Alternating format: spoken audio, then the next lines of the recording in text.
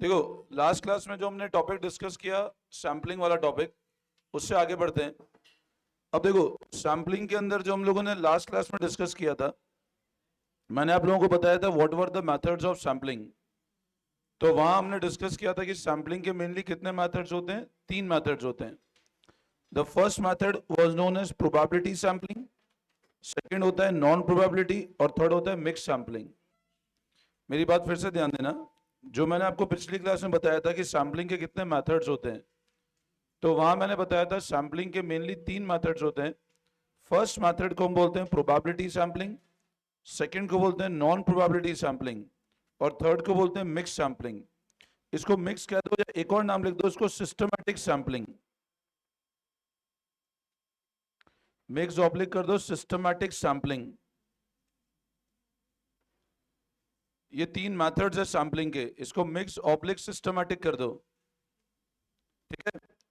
अच्छा, फिर मैंने आप लोगों को ये भी बताया था कि जब भी हम लोग प्रोबेबिलिटी सैम्पलिंग की बात करते हैं, जब भी हम लोग इस वाली सैम्पलिंग की बात करते हैं, तो इसमें क्या होता है, प्री असाइन चांस होता है हर मेंबर का सिलेक्ट होने का।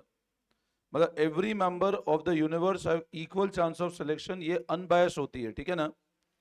प्रोबेबिलिटी सैम्पलिंग में मैंने पहला केस बताया था आपको, simple random sampling. Probability sampling में फर्स्ट केस जो हमने पढ़ा था उसका नाम था सिंपल रैंडम सैम्पलिंग।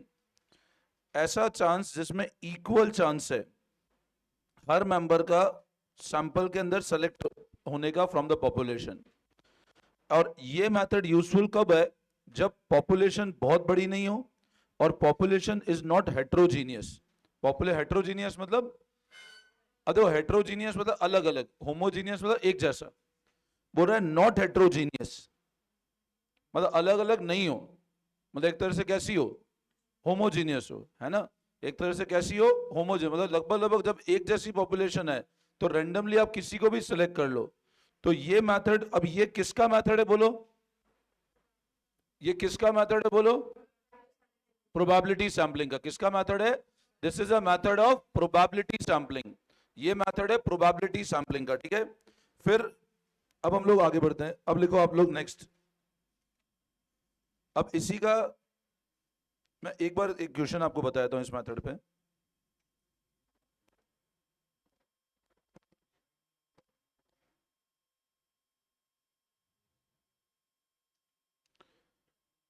चलो ये वाला देखो, simple random sampling. Simple random sampling is very effective if population is not very large. सही बात है। Population is not much heterogeneous, ये भी सही है। Is partition to several section, ये नहीं है। Both A and B. तो लिखो आप 16 का ऑप्शन नंबर डी।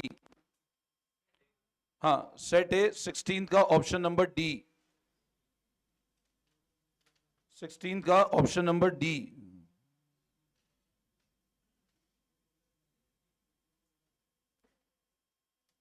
अगला, यहां तक कोई डाउट? लिखो next. Simple random sampling is, अब सिंपल रैंडम सैम्पलिंग कौन सा है? Probability sampling, non probabilistic sampling, mix sampling, both B and C. It is a probability sampling.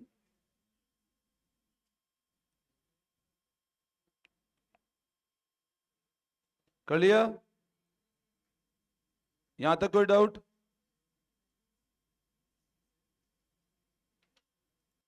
बोलो यहां तक कोई डाउट? क्लियर है? ठीक है, तो 16th और 17th समझ आ गए। अब लगाओ नेक्स्ट। अब देखो, सुनो मेरी बात। अब इसी के बाद हम लोग जो सेकंड मेथड डिस्कस कर रहे हैं,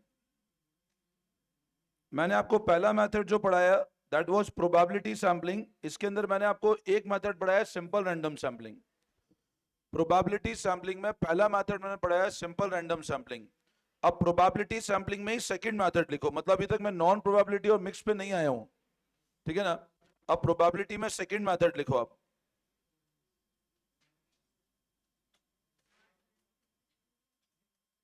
लिखो आप,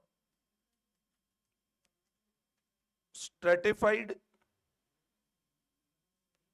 रैंडम सैम्पलिंग। देखो अब स्ट्रेटिफाइड रैंडम सैम्पलिंग, इसी में अगला मेथड लिखो आप, stratified random sampling.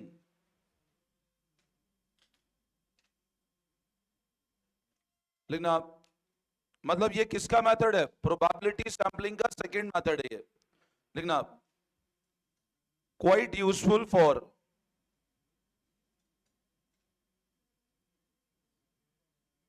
large and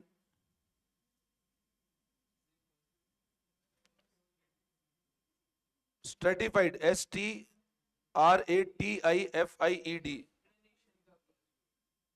quite, अच्छा यूजफुल फॉर कर दो, quite useful for large and heterogeneous population.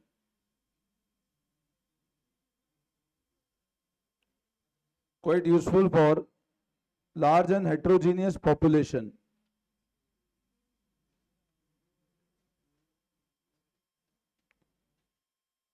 ये जो वर्ड है ना स्ट्रेटिफाइड, स्ट्रेटिफाइड वर्ड बना है फ्रॉम द वर्ड स्ट्रेटा, और इसका मतलब होता है ग्रुप्स। स्ट्रेटा वर्ड का मतलब होता है ग्रुप, ठीक है ना। एक तरह से आप ये ध्यान रखना, इस मेथड में स्ट्रेटिफाइड रैंडम सैम्पलिंग मतलब क्या होता है कि आपकी पॉपुलेशन बहुत बड़ी है। अब अज्यूम करो there are population of 500 peoples, और मेरे को इन 500 में से लेट से ये फाइंड आउट करना है कि एवरेज हाइट कितनी है। मान लो अज्यूम करो 500 लोग हैं, और मेरे को ये फाइंड आउट करना है एवरेज हाइट कितनी है पूरी पॉपुलेशन की। तो मैं क्या करता हूं, मैं यहां पर इस पूरी पॉपुलेशन को डिवाइड कर देता हूं किसमें? ग्रुप्स में। और जनरली जो ग्रुप्स होते हैं, अब जैसे मान लो मैंने कहा अज्यूम करो कुछ लोग ऐसे जिनकी हाइट लेट से 4.5 से 5 फीट है, कुछ की लेट से 5 to 5.5 फीट है। अब मैंने क्या किया, हर ग्रुप बना दिया मैंने। अब इन लोगों का मैंने ग्रुप बनाया, और उस ग्रुप से मैंने सैंपल ड्रॉ किया। Getting my point? मैंने ग्रुप फ्रेम किया, और उस ग्रुप से मैंने क्या किया? सैंपल ड्रॉ किया। और वो जो ग्रुप होता है ना, उसको हम लोग बोलते हैं स्ट्रेटा। Getting my point? तो लिखो आप नेक्स्ट लाइन, सेकंड पॉइंट लिखना है इसके अंदर। Under this method, under this method entire population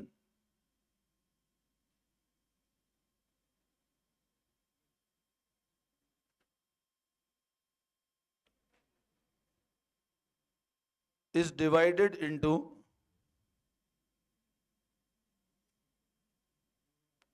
groups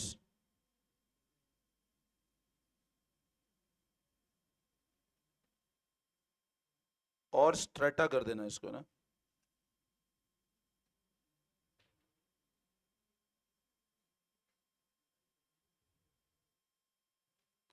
And from those groups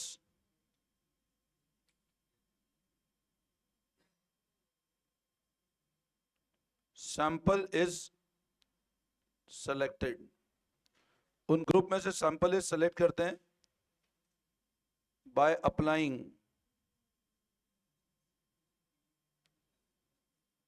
simple random sampling. And from those group sample is selected, मतलब उन group में से हम सैंपल सेलेक्ट करते हैं, क्या लगाते थे मेथड? Simple random sampling.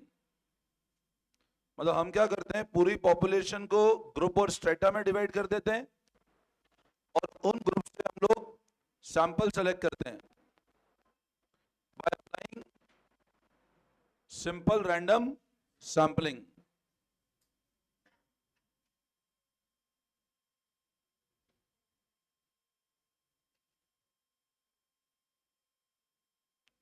फिर लिखो आप, mean of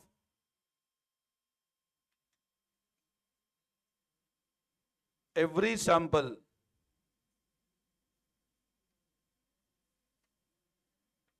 is separately computed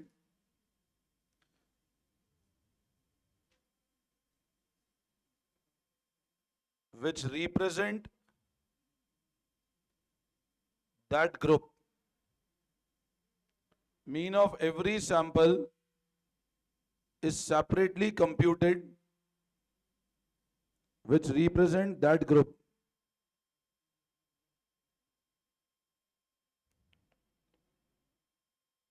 And then all mean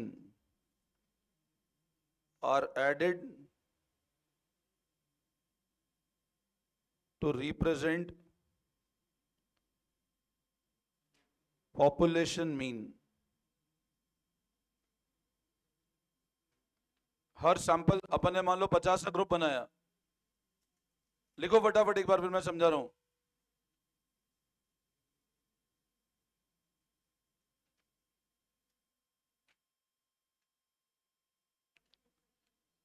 ठीक है, अब सब लोग ध्यान देना। देखो, अज्यूम करो मैंने क्या किया, 4 ग्रुप बना दिए, ग्रुप 1, ग्रुप 2, ग्रुप 3 और ग्रुप 4।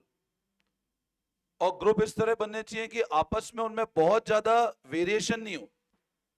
और जैसे मैंने बोला कि पहले ग्रुप में लेट से मैंने 4.5 to 5 फीट वाले लोग रखे, सेकंड में मैंने 5 to 5.5 लगे, फिर 5.5 to 6 और लेट से 6 to। अब ये जो ग्रुप है ना, मैंने क्या किया, इन ग्रुप में मान लो 50 लोग हैं, लेट से इस ग्रुप में भी 50 लोग हैं, इसमें भी 50 है, इसमें भी 50 लोग हैं। और मैंने इस ग्रुप से वापस क्या ड्रॉ किए, सैंपल ड्रॉ किए। अब इस ग्रुप से जब मैं सैंपल ड्रॉ कर रहा हूं तो मेथड वापस सिंपल रैंडम सैंपलिंग लगा रहा हूं मैं, कि किसी को भी सेलेक्ट कर लिया हमने। पहले ग्रुप बनाया हमने, फिर ग्रुप में से जब हमने सैंपल निकाले तो वापस क्या किया, किसी को भी सेलेक्ट कर लिया, वो वहां सिंपल रैंडम सैंपलिंग लग गया।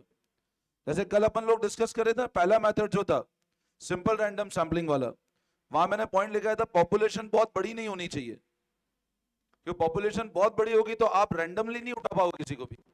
तो आपने क्या किया, जब पॉपुलेशन बड़ी थी तो उसको ग्रुप में डिवाइड किया और उन ग्रुप में वापस सिंपल रैंडम सैंपलिंग लगा दिया।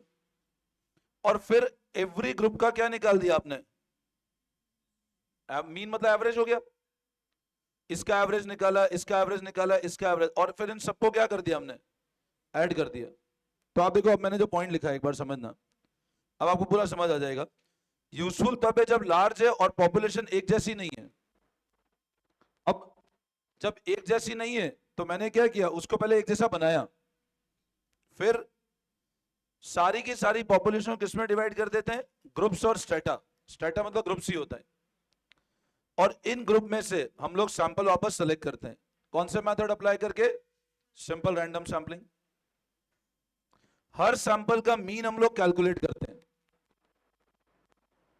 और अलग अलग निकाला हमने जो किसको रिप्रेजेंट करता है, और सारे मीन को अगर हम जोड़ देते हैं तो किसका मीन आ जाता है। बोलो, आई बात समझ में, क्लियर है? ठीक है, मतलब this is the simplest theory. ठीक है, बुक के अंदर देखो तो बुक में पता नहीं तुमको समझ नहीं आया क्या है, तो this is the simplest theory of this topic. समझ आ गया अच्छे से? अब लिखो आप नेक्स्ट लाइन में, the groups which are divided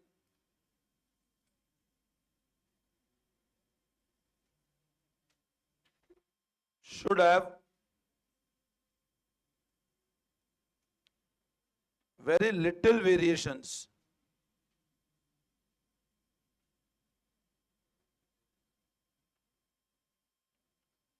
among themselves। मतलब बच्चों जो ग्रुप डिवाइड किया उनमें वेरिएशन क्या होना चाहिए, बहुत कम होना चाहिए।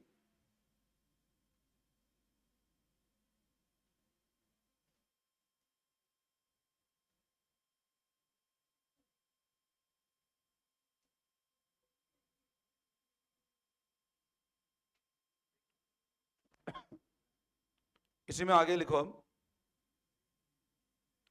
द सैंपल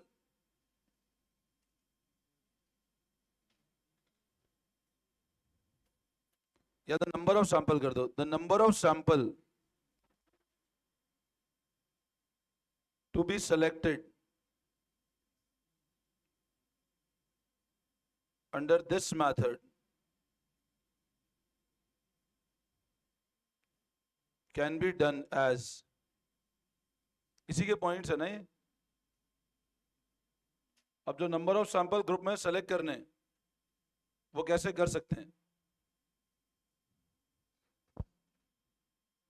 तो अब इसमें ए पार्ट करके लिखना, when there is prior information, prior info मतलब पहले से पता है हमको, that there is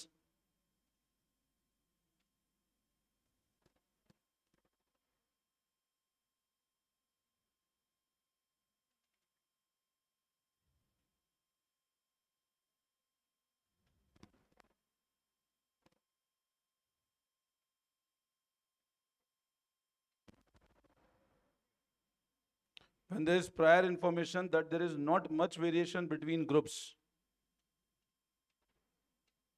तो यहां लिखना आप, अब मैं एक वर्ड लिख रहा हूं, पहले लिखो आप, use Bowley's allocation.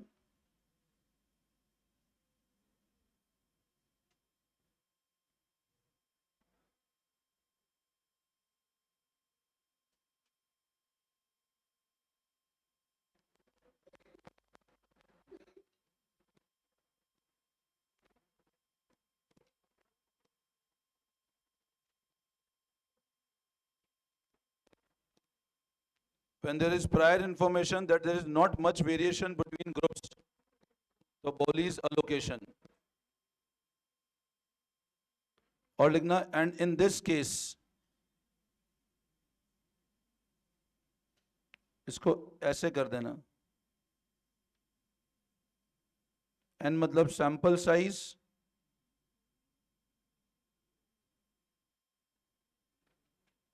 is proportional to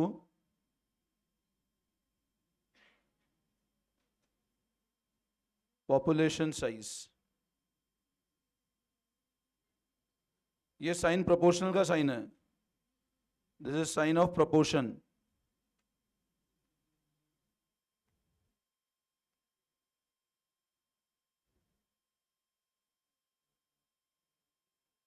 ये प्रोपोर्शन का साइन है ना.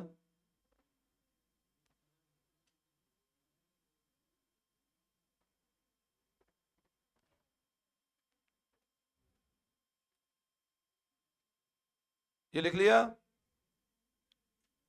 ये नोट कर लिया. अब इसी में आगे लिखो बी पार्ट करके,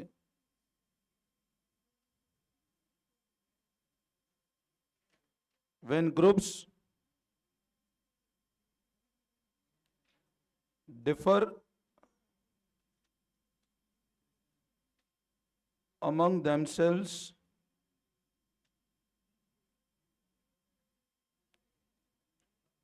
significantly, when groups differ among themselves significantly,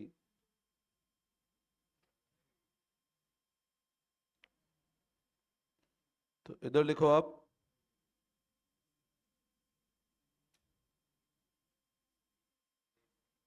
नीमैन्स allocation.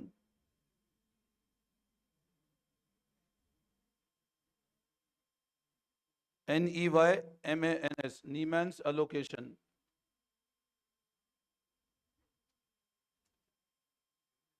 और इसमें ऐसे लिखना,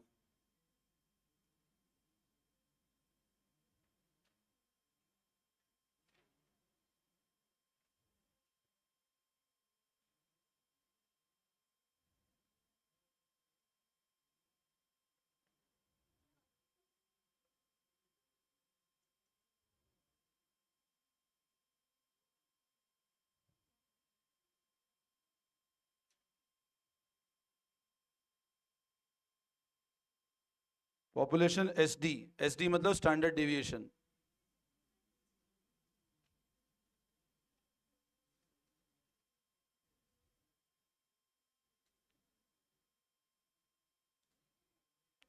लिखो फटाफट, बातें नहीं, बातें मत करो, इधर ध्यान दो.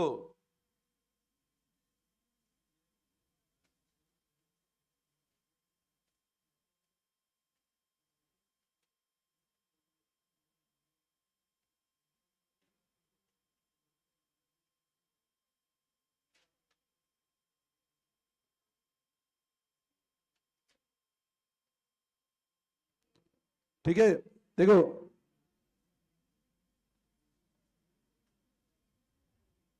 अब ध्यान दो वापस। लिख लिया, नोट कर लिया?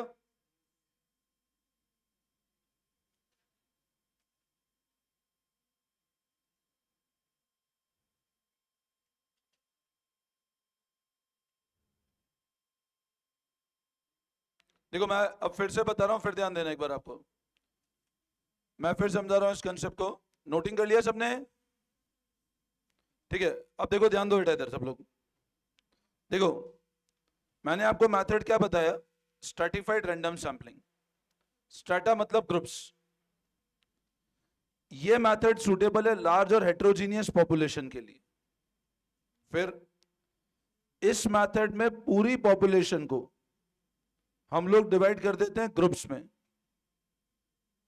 और उन ग्रुप से फिर हम लोग सैंपल सेलेक्ट करते हैं और उन ग्रुप से सैंपल सेलेक्ट करने का तरीका है सिंपल रैंडम सैंपलिंग। हर सैंपल का हम लोग मीन एस्टिमेट करते हैं, हर सैंपल का हम लोग मीन एस्टिमेट करते हैं, और उन सारे मीन को जब जोड़ देते हैं तो पॉपुलेशन का मीन बन जाता है। फिर जो ग्रुप आपस में बनते हैं जनरली क्या होना चाहिए, उनमें वेरिएशन बहुत ज्यादा नहीं होना चाहिए। मतलब 50 लोगों को एक साथ बनाया तो 50 का जो ग्रुप बनाया वो एक जैसा होना चाहिए। अब उस ग्रुप में से जो सैंपल मैं निकालता हूं वो निकालने के लिए दो मेथड यूज हो सकते हैं।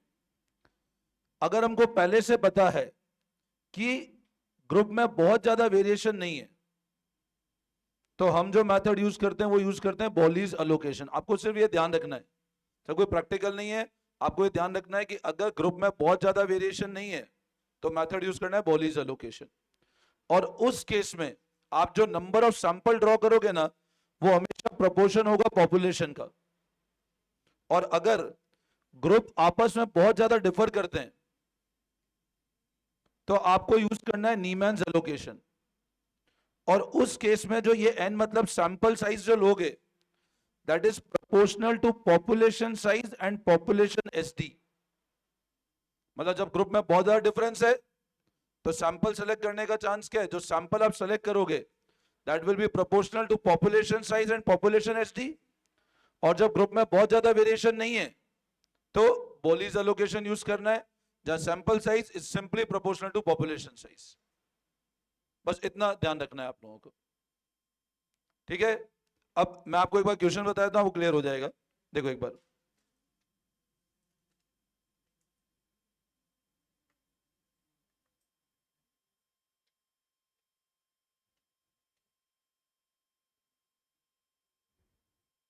देखो वापस ध्यान दो एक बार इधर। मेरे को है ना सबसे पहले सेट ए का 19 का आंसर बताओ। सेट ए के 19 का आंसर बताओ। Which sampling provide separate estimate for population mean for different segment and also an overall estimate. बताओ ना एक बार, अलग अलग एस्टिमेट भी प्रोवाइड कर रही है और ओवरऑल भी प्रोवाइड कर रही है। अभी बताया ना इट इज स्ट्रेटिफाइड सैंपलिंग, तो लिखो 19 का बी, स्ट्रेटिफाइड सैंपलिंग।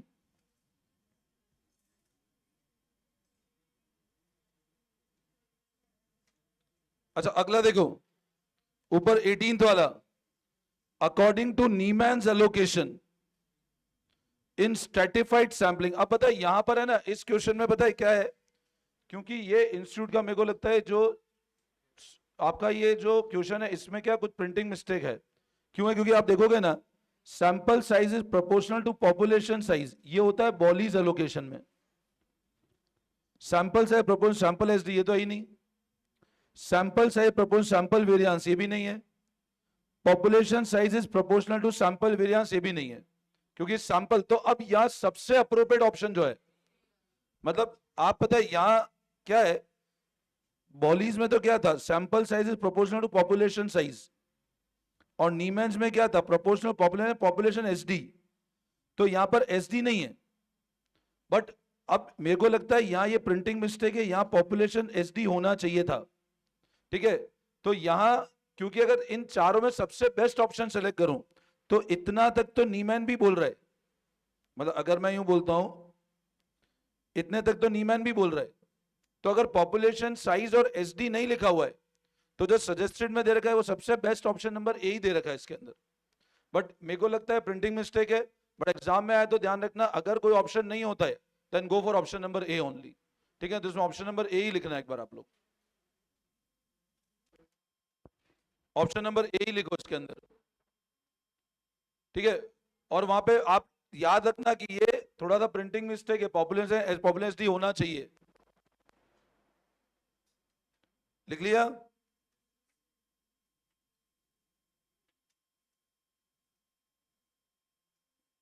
क्लियर है? नोट कर लिया आप लोगों ने? ठीक है, तो ये वाला जो अपना था ना stratified random sampling, stratified sampling मैंने आपको पूरा पढ़ा दिया है ना। और इसमें भी आप देख लो एक बार, ये वाला जो है जो मैंने आपको बताया ना वो यही वाला पॉइंट है। एक बार सब लोग ध्यान दे देना।